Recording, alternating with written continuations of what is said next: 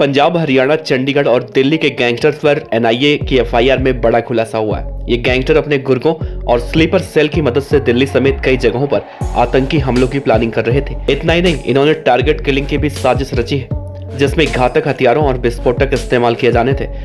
Gangster Jaggu Bhagwanpuria का case लड़ रही चंडीगढ़ की महिला वकील डॉक्टर शैली शर्मा के घर भी इसी एफआईआर के आधार पर रेड मारी गई थी। बड़े स्तर पर लोगों में दहशत फैलाने के लिए ये टेररिस्ट गैंग साइबर स्पेस और सोशल मीडिया के जरिए क्राइम की जानकारी देते हैं। इनमें से कुछ गैंग जेल से ऑपरेट किए जाते हैं, तो कुछ गैंग मेंबर फरार होकर देश विदेश में बैठकर अपना नेटवर्क ऑपरेट कर रहे हैं। चंडीगढ़ की महिला वकील डॉक्टर शैली शर्मा के घर राष्ट्रीय जांच एजेंसी के रेड के आधार पर दिल्ली पुलिस की 7 अगस्त 2022 को दर्ज एक एफआईआर थी। मिनिस्ट्री ऑफ होम अफेयर्स के आदेशों पर इसकी जांच एनआईए को सौंपी गई, जिसके आधार पर आईपीसी की धारा 120 और यूएपीए एक्ट की धारा 18, 18B और 20 के तहत 26 अगस्त 2022 में केस दर्ज कर जांच आगे बढ़ाई गई थी। दिल्ली में एनआईए पुलिस स्टेशन ने दिल्ली पुलिस के स्पेशल सेल में एसीपी कैलाश सिंह बिष्ट की शिकायत पर यह केस दर्ज किया था। इस केस में इनपुट के आधार पर एनआईए ने गैंगस्टर्स के घरों और अन्य जगहों पर रेड की थी। वहीं चंडीगढ़ में डॉक्टर शैली शर्मा समेत बठिंडा, गुरुग्राम और दिल्ली में कुल 4 वकीलों के घरों और ऑफिसों में रेड मारी गई थी। ये वकील गैंगस्टर्स के केस लड़ रहे थे।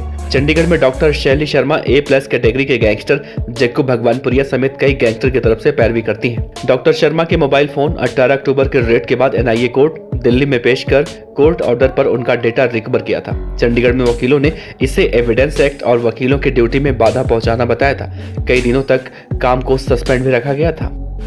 दरअसल दिल्ली पुलिस की स्पेशल सेल को अहम जानकारी मिली थी कि भारत और विदेशों में बैठे क्रिमिनल सिंडिकेट गैंग के मेंबर ने दिल्ली समेत देश के अलग अलग हिस्सों में आतंकी हमलों की प्लानिंग की है।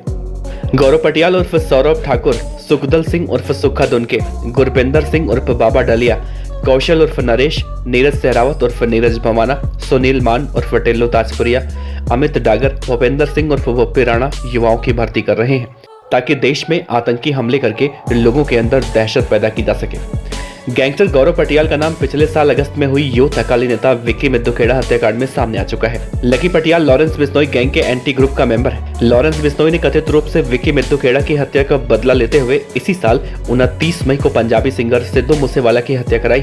लकी पटियाल आर्मेनिया में देवेंद्र बम्बिहा गैंग को ऑपरेट करता है। एनआईए ने देश के कई हिस्सों में गैंगस्टर्स के घरों में बीते दिनों रेड मारी थी। जानकारी के मुताबिक गैंगस्टर गौरव पटियाल के न्यू कॉलोनी, खुड्डा, लोहारा, चंडीगढ़, सुखदल सिंह के मोगा, गुरपिंदर सिंह के लुधियाना, कौशल चौधरी के नाहरपुर रोपा गांव, नीरज बमाना के गांव बमाना, दिल्ली में टेल्लो ताजपुरिया के गांव ताजपुर कला, अमित डागर के गांव नाहरपुर रोपा और गुरुग्राम में भूपेंद्र सिंह के डेरा बस्ती में रेड मारी गई थी।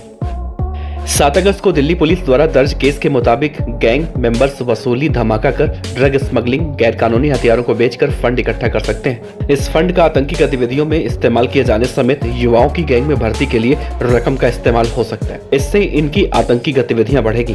केंद्र ने पाया था कि इस प्रकार का क्राइम एनआईए एक्ट 2008 के तहत आता है। क्राइम की गंभीरता को देखते हुए और इसके राष्ट्रीय और अंतर्राष्ट्रीय तार जुड़ते देख केस की जांच एनआईए को सौंपी गई थी।